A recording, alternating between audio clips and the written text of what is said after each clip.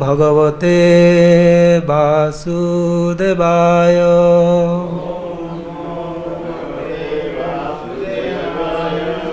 ॐ नमो भगवते वासुदेवाय।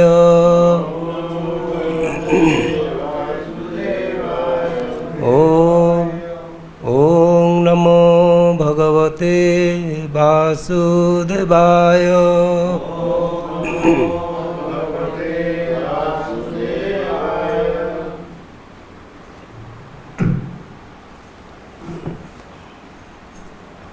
Bhagavad Gita as it is, chapter 10, the opulence of the Absolute, text 3.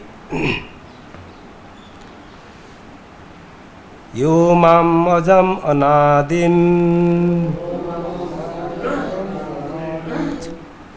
chabeti lokamaheswaram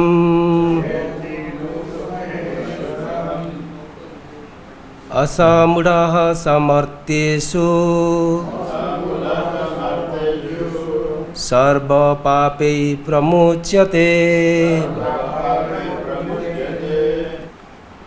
yaha anyone who mam me ajam unborn anadim without beginning cha also beti knows loka of the planets maheshwaram the supreme master asamudha undeluded saha he martyeshu among those subject to death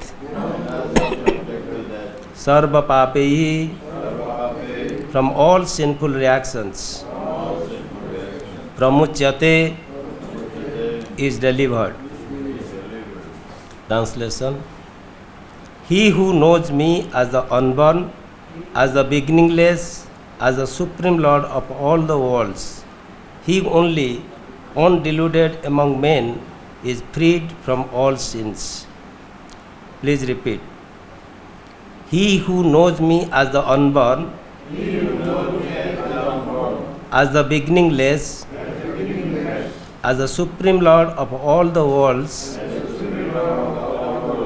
he only, undeluded among men, is freed from all sins.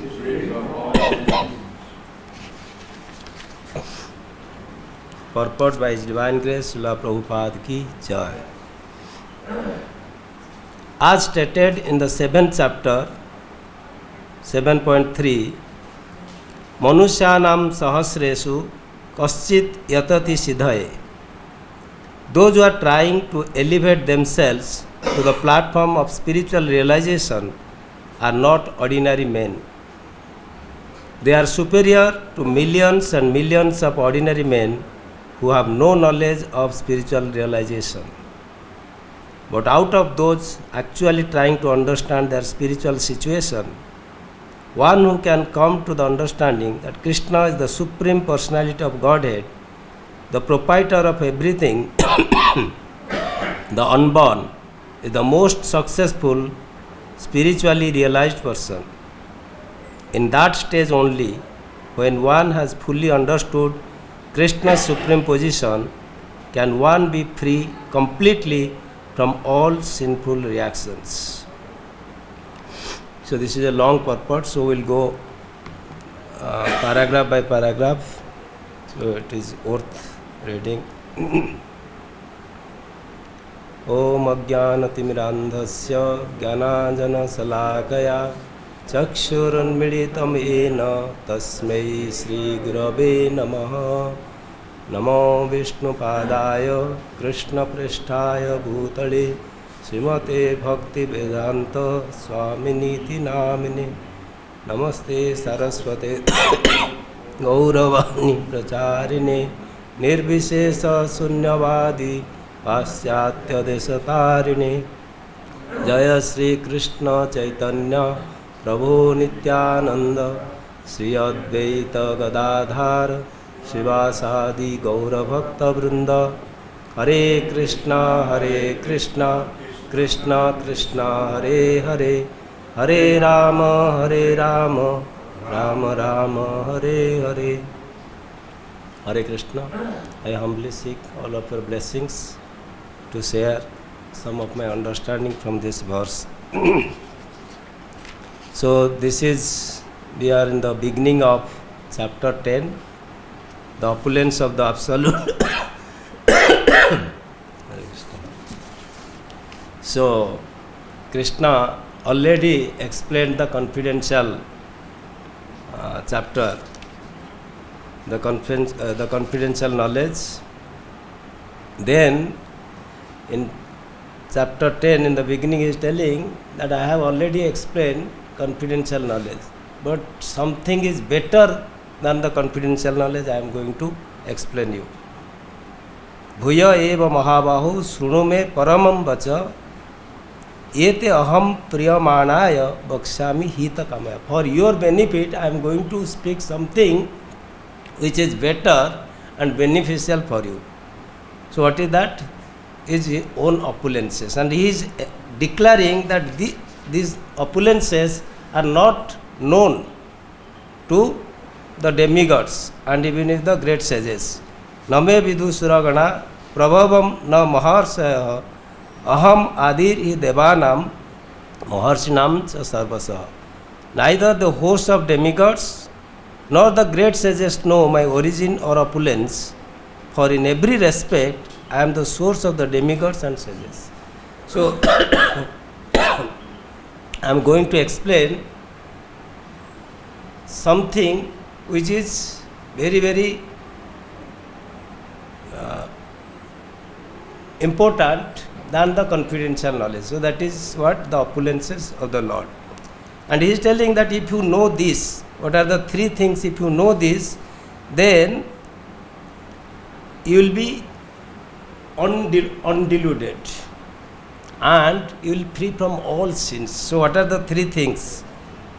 It is explaining that he who knows me as the unborn, that means a person who knows that Krishna is unborn, ajaha, yo mam ajam, anadim. Second is anadim, that beginningless, and loka maheswaram, and as the Supreme Lord of all the worlds. If these three characteristics of the Supreme Personality of Godhead is known to someone, what happens to him?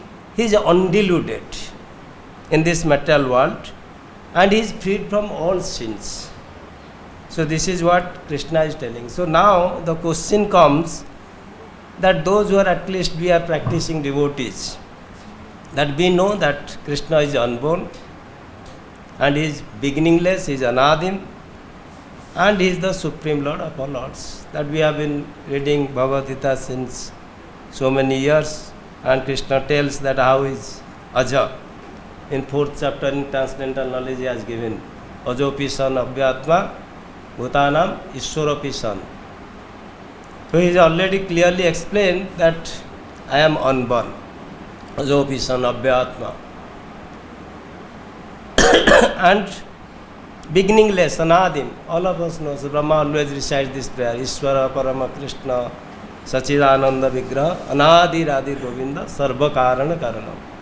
He is the cause of all causes, he is the beginningless, he is the source of everything, and the Supreme Lord of all the worlds, Sarva Loka Maheswaram.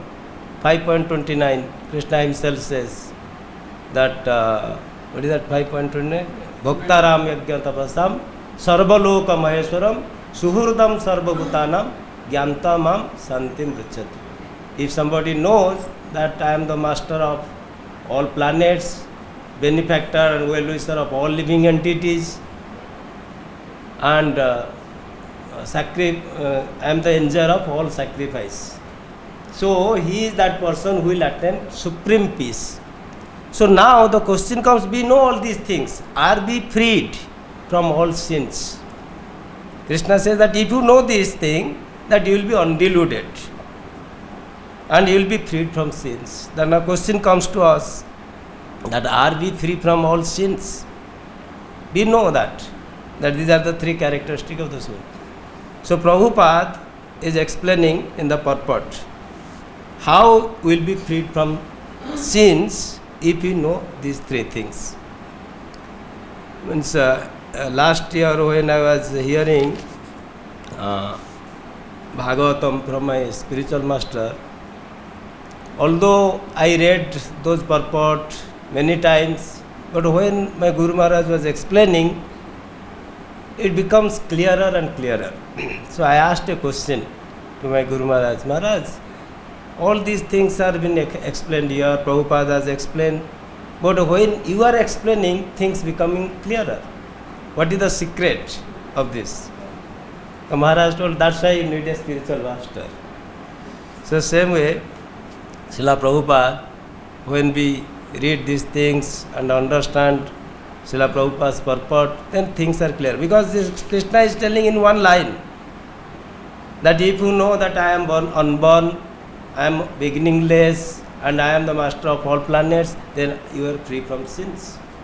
But how practically we can realize that these three things in Krishna, and then we are free from sins? So Prabhupada started with the purport that he quotes the verse Manusyanam Sahasresu Kaschid Yatati Siddhai, that there are so many people in this world, so many living entities, thousands and thousands, 84 lakhs of species. Among all the species, this human form of species is the most valuable species. And among the human beings, there are classifications. So if you will go to lowermost, then you will find the Vikarmis. Vikarmis, those who do not act as human beings. When the purpose of human being is lost in them. It's mainly whole life is motivated towards eating, sleeping, defending and mating. Ahara nidra, bhaya maithunam. So among those Vikarmis, there some are Karmis.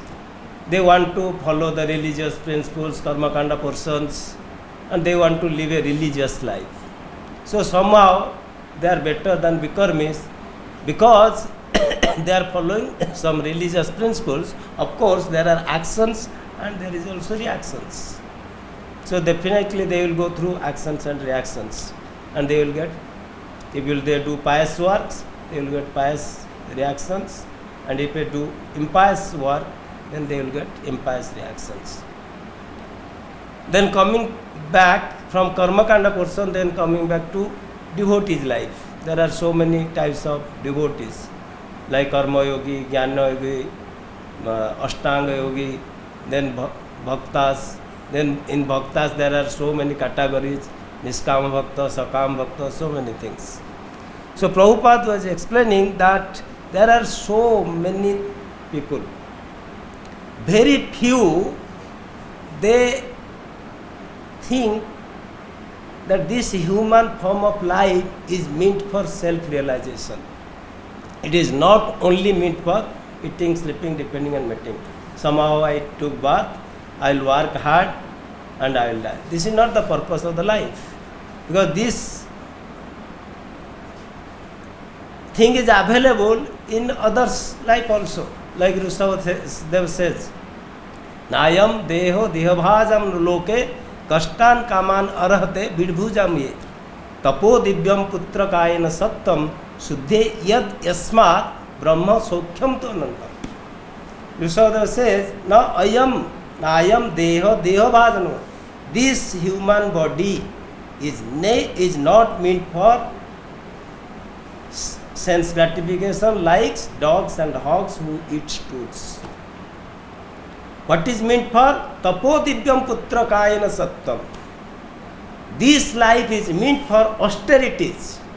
Tapo divyam putra kayena sattam suddhe yasmat brahma sokhyam. This human body is given to us to experience the spiritual bliss.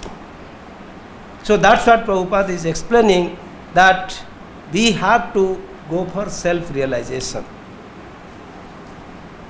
So how to go for self-realization? Then he is explaining that we have to know Krishna is unborn. The second paragraph. Here the Lord is described by the word Aja, meaning unborn, but is distinct from the living entities who are described in the second chapter as Aja. The Lord is different from the living entities who are taking birth and dying due to material attachment. The conditioned souls are changing their bodies, but his body is not changeable. Even when he comes to this material world, he comes as the same unborn. Therefore, in the fourth chapter, it is said that the Lord, by his internal potency, is not under the inferior material energy, but is always in the superior energy. Somebody may argue that the living entity is also Aja, because the whole second chapter we have explained that the soul is unborn, he is eternal, he is inaccessible, he cannot be dried up, he cannot be moistened in water, and Krishna is also unborn. What is the difference? So difference is that Krishna is Atmamaya, Sambhavami Atmamayaya. He appeared by his own internal potency. But where the living entities, they are conditioned, they are forced to take birth according to our karma. So that is the difference. Aja. Although the living entities is Aja and the Supreme Personality of God is Aja, the difference is that we are forced to take birth according to our three modes of material nature. We are governed. But whereas the Lord is Aja, he is completely transcendental. He is not subject to the condition of this material world. Then somebody may ask a question. Prabhupada is telling that you are telling Aja, Krishna is Aja, but you have appeared as the son of Devaki and Vasudeva. How it is so? So Prabhupada will explain those things. In this verse, the words Beti Loka Maheswaram indicate that one should know that Lord Krishna is the supreme proprietor of the planetary systems of the universe. He was existing before the creation and is different from his creation. All the demigods were created within this material world. But as far as Krishna is concerned, it is said that he is not created. Therefore, Krishna is different even from the great demigods like Brahma and Shiva. And because he is the creator of Brahma, Shiva and all the other demigods, he is the supreme person of all planets. Sri Krishna is therefore different from everything that is created, and anyone who knows him as such immediately becomes liberated from all sinful reactions. One must be liberated from all sinful activities to be in the knowledge of the Supreme Lord. Only by devotional service can he known, and not by any other means, as stated in the Bhagavad Gita. So, in this verse, then Prabhupada explaining that now Krishna is Aja, then beginningless, Anadin. So somebody say that we are also beginningless, the living entity is also eternal, but we are dependent, we are part and parcel of the Supreme Personality of Godhead. That is, Krishna explains in 15th chapter, Mame Vansa Jiva Loke. So just like there is a fire and the sparks, although sparks have the same light and heat, but they are the source from the fire. Same way, although we are eternal, but we are fragmental part and parcels of the Supreme Personality. But he is the source.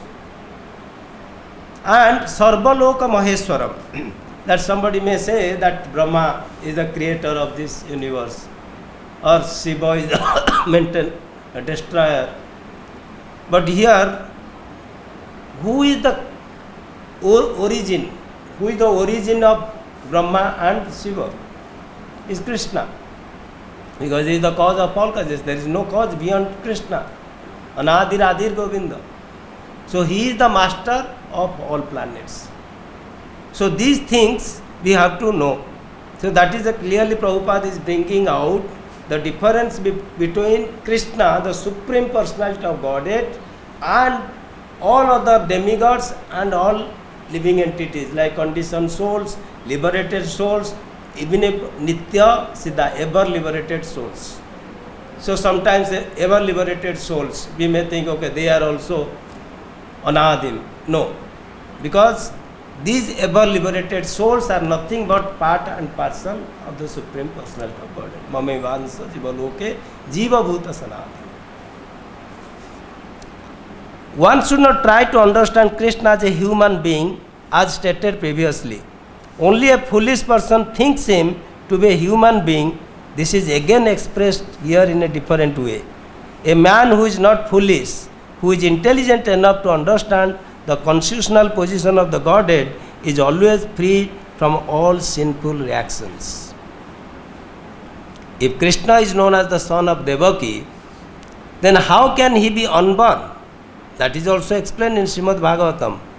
When he appeared before Devaki and Vasudeva, he was not born as an ordinary child.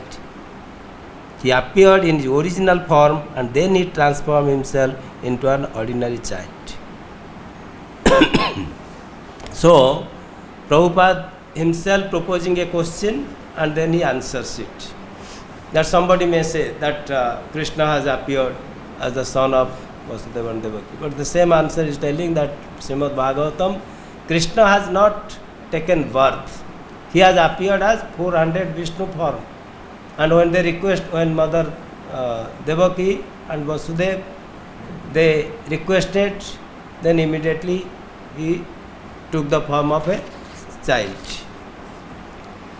So that means Atma Mayaya, he has appeared in his own original internal potency. And we are forced to take birth in this material world. So this is what, as a devotee, we should understand. But Prabhupada tells that there are so many speculators who distort the position of the Supreme Personality of God, Krishna. They told that Krishna is just like a human being. He has come, he has so many defects.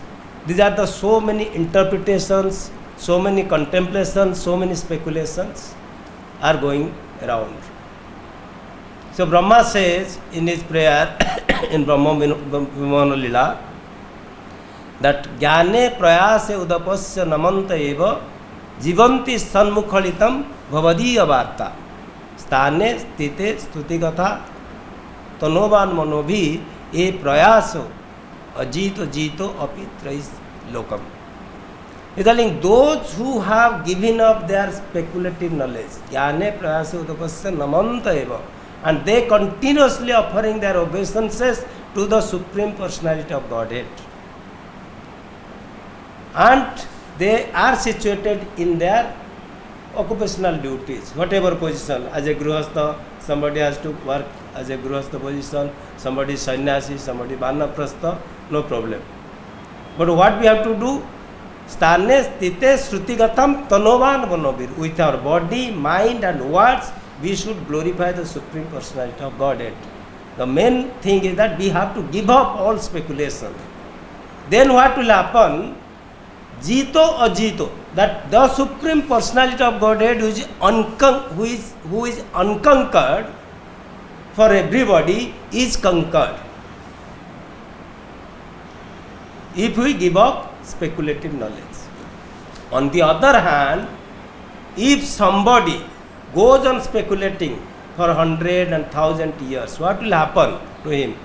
Next verse is Brahma is explaining Sreyaha Srutim Bhaktim Udapasya Vibho. Is telling that if somebody accepts that devotional service to the Supreme Personality of Godhead is the highest, and he gives up all speculative knowledge. But if he does not do that, whatever labor he is doing is just like beating a chaff. just like beating a husk of a wheat. And what is the result? Result is a useless labor. So that's why this verse clearly explains that we have to give up all mental speculations. What we have to do? We have to simply follow the authorities. This last verse will explain, Prabhupada is explaining how we will be freed from sins. That this is a theoretical knowledge. How this theoretical knowledge will apply in our practical life so that we will be freed from sins. So let us see what Prabhupada explained in the last verse. Anything done under the direction of Krishna is transcendental. Anything done. It cannot be contaminated by material reactions, which may be auspicious or inauspicious. The conception that there are things auspicious and inauspicious in the material world is more or less a mental concoction, because there is nothing auspicious in the material world. Everything is inauspicious because the very material nature is inauspicious.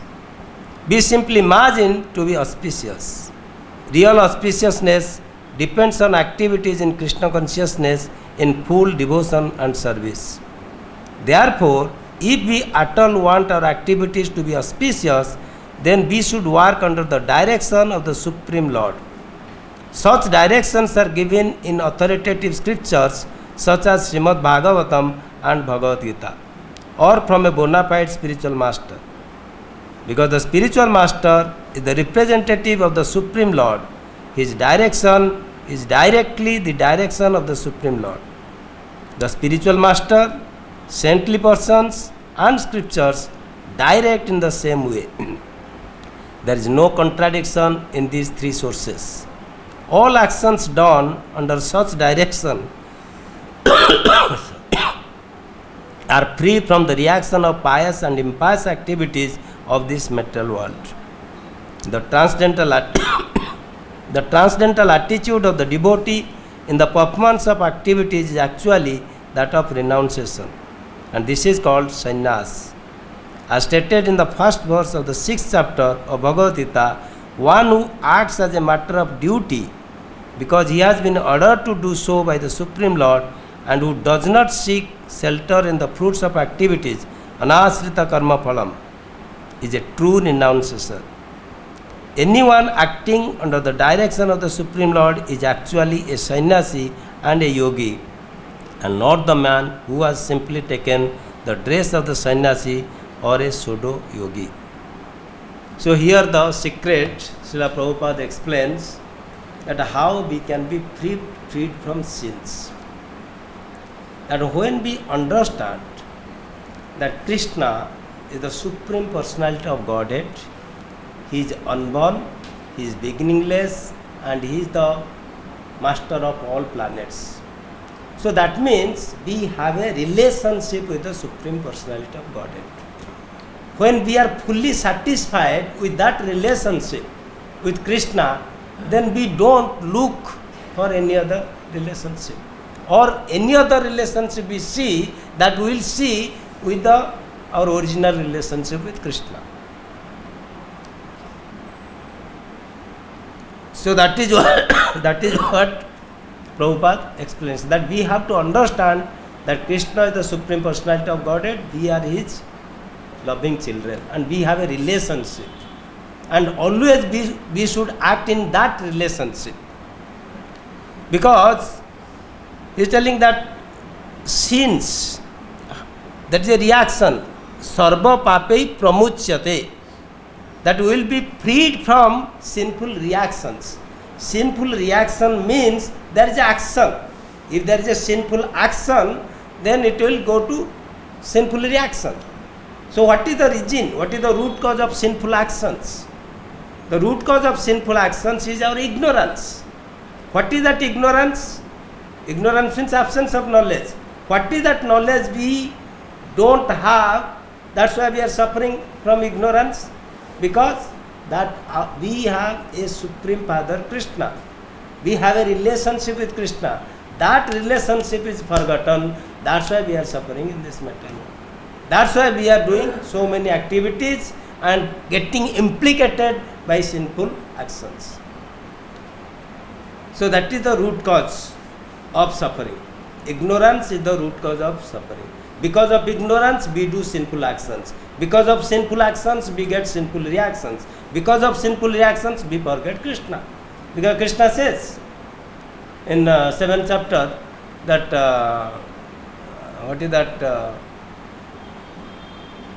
those who have completely freed from esam tu antagata papam jananam punya karmanam to te dvanda moha nirmukte bhajante ma drudha.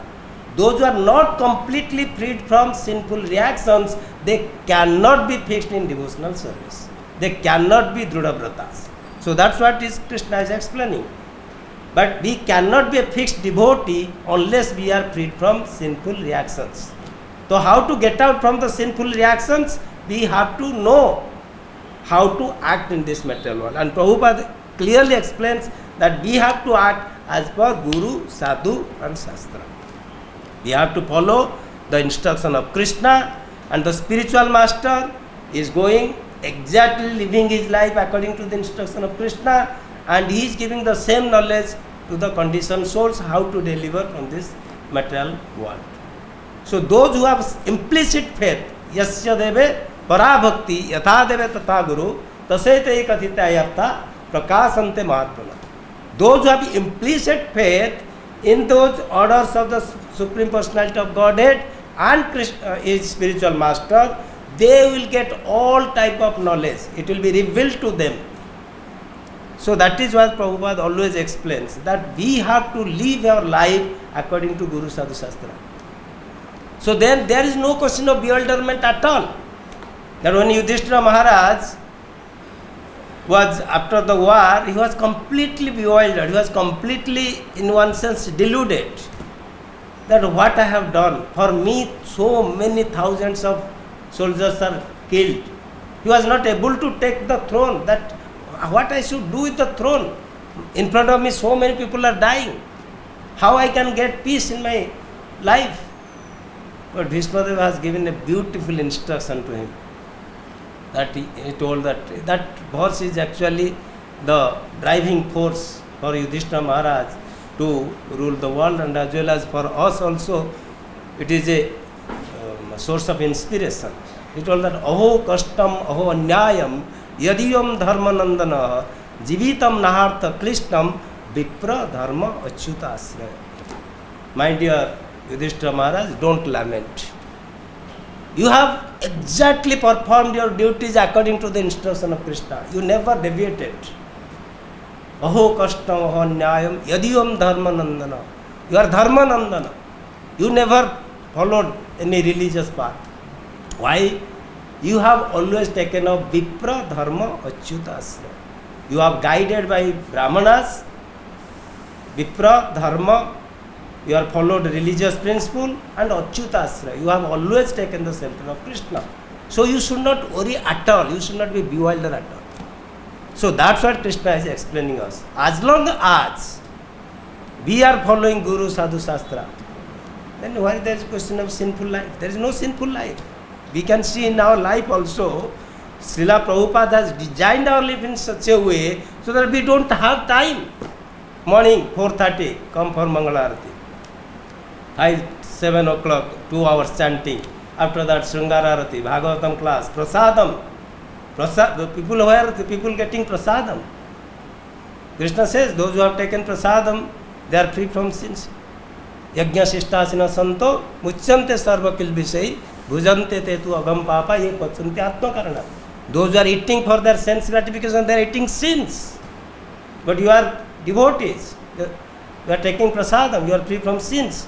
And whatever our activities is completely surrounded by Krishna. So there is no question of sinful life.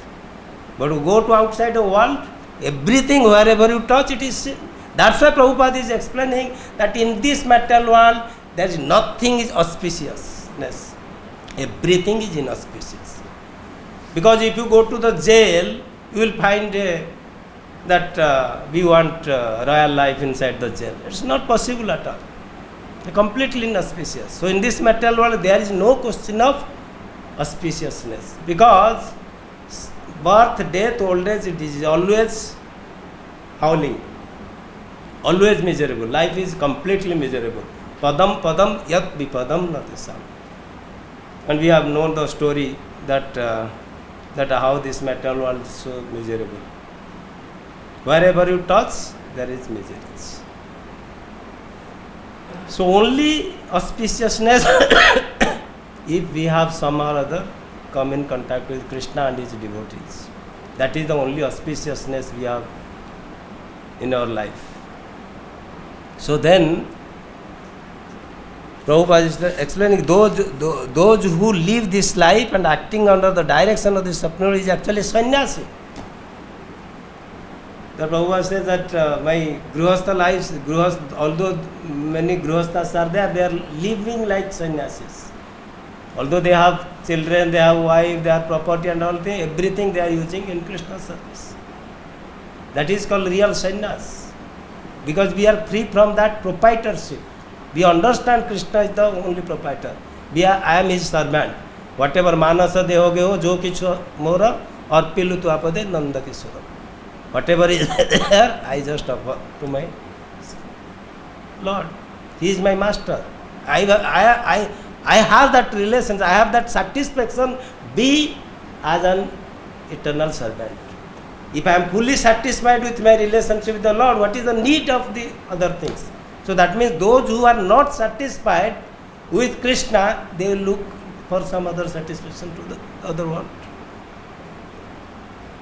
So that's why if somebody is feeling incompleteness in his life, that means he has not completely understood as who is Krishna.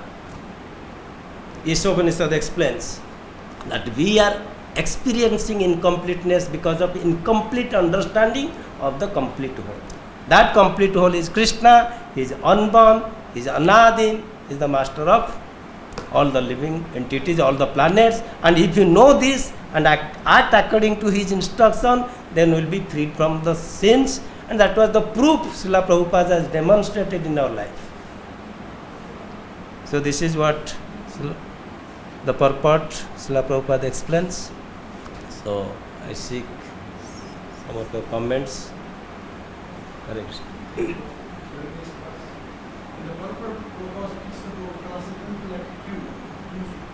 Yes. Yes.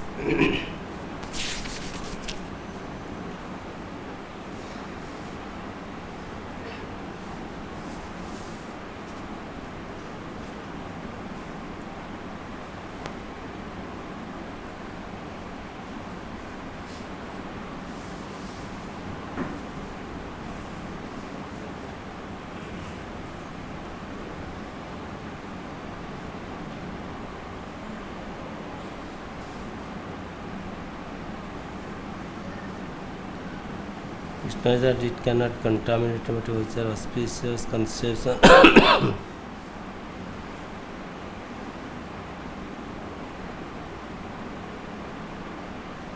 Yes, here the transcendental attitude of the devotee in the performance of activities is actually that of renunciation, and this is called sannyas. So the transcendental attitude of the devotee in the performance of activities is actually that of renunciation. So that is transcendental attitude. Transcendental means he is not attached to material conception of life. His attitude is transcendental means he has only motivation that Krishna is the Supreme Personality of Godhead, I am his servant and I am here to serve him. That is his transcendental attitude. Means he is not affected by the dualities of this material world. He is not governed or he is not influenced by the three modes of material nature. You have something? That is the thing, is the transcendental attitude of the devotee. That means he is not affected by the modes of material nature. He is not, that's why Prabhupada explained, there is auspiciousness, there is inauspiciousness, that is mental concoction. There is nothing auspiciousness, there is nothing inauspiciousness. Because it is a dream. The material world, wherever you touch, is always inauspicious. So So that's why he is situated in the transcendental. Yaha yasya hare dasa karmana manasagira nikhilasu api avastasu jivan mukta sauchyate. He is completely, although he is in this material world, but he is completely liberated from the three modes of material nature. He is always transcendentally situated. That is his transcendental attitude.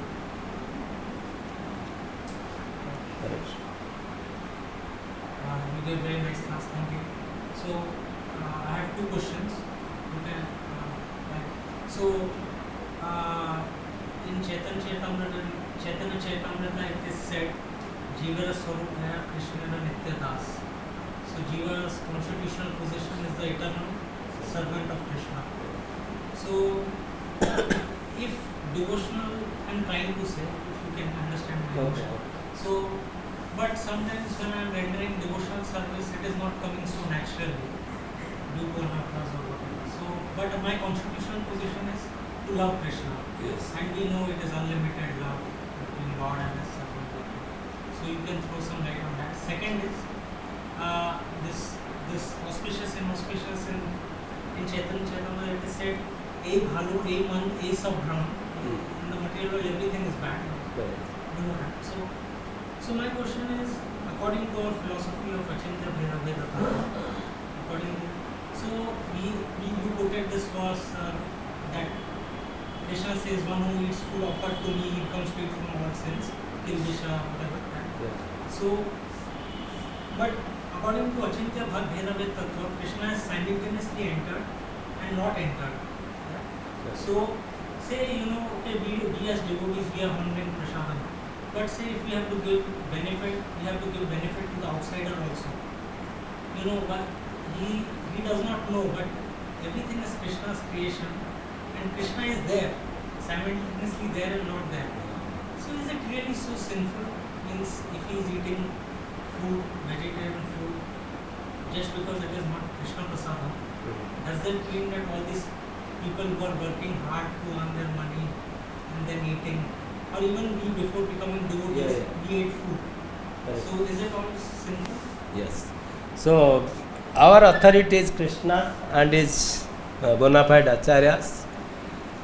So second question is that Krishna says, Yajna Sishtasena Santo Muchyante Sarva Kil Vishay Bhujante Tetu Agham Papa Ye Pachanti Atmakarana. Those who eat for sense gratification, it is sin. Whether we know or don't know, fire is fire. When we put the finger, it will burn. So Krishna declares that if you don't offer food and takes for our sense gratification, it is sin. Actually, whatever activities we do in this material world, if it is not devoted to Krishna, it is all sinful. Why it is sinful? Because we will get reaction for that. That's why we are suffering in this material world. What is the root cause of suffering is sin. And why we are committing sin is because of ignorance. What is that ignorance? We are ignoring our relationship with Krishna. So definitely, if somebody says that whether the food which I am eating, I don't know whether it is prasadam, non-prasadam, but is he suffering or not? His question, he will answer his question. If I am suffering, that means I am committing sin. The root cause of suffering is sinful activities. So that means in this material world, why we are existing here? Because our desire to enjoy independent of Krishna. Why Krishna has to be the enjoyer? Why I should not be? So that is the mentality. That is a sinful mentality. When a wife is completely devoted to her husband, she will be happy. The moment she thinks that no, I want to enjoy apart from my husband, then that is sinful life. Same way, we are part and parcel of the Supreme Personality of Godhead. He is our Supreme Master. And if you think that no, I want to enjoy apart from Krishna, that is a sinful. I am maintaining a sinful life. Whether I eat, whether I sleep, whether I do whatever activities, whatever ugra karma, it is all sinful. That is the reason why I am suffering. So the question we should ask ourselves, whether I am acting according to the instruction of Spirit. That's why 16th chapter clearly Krishna explains that there are two persons. One is devotees, one is demons. Those who are living according to instruction of Krishna, they are devotees. Those who are not living their life according to instruction of Krishna, they are sinful persons. They are demons. They clearly 16th chapter. So that is the second part. First part, that Jivera Swarupa hai Krishna and Nityananda. Constitutionally we are eternal servant of Krishna. So just like take the example of fish. As long as the fish is inside the water, it will be completely happy and satisfied. The moment he is outside the water, what happens to him? He is completely suffering. So, although we are part and parcel of the Supreme Personality of Godhead, we are experiencing incompleteness, we are experiencing dissatisfaction, we have because of disconnection. As long as the branch is connected to the tree, it will give fruits, it will give flowers, it will flourish like anything. The moment it is disconnected, the branch will dry down. So that's why those who are practicing devotional service, you see them, how they are happy, because they are connected. And those who are not practicing devotees, they are externally looks happy. You ask them, are you really happy? Real satisfaction are you getting?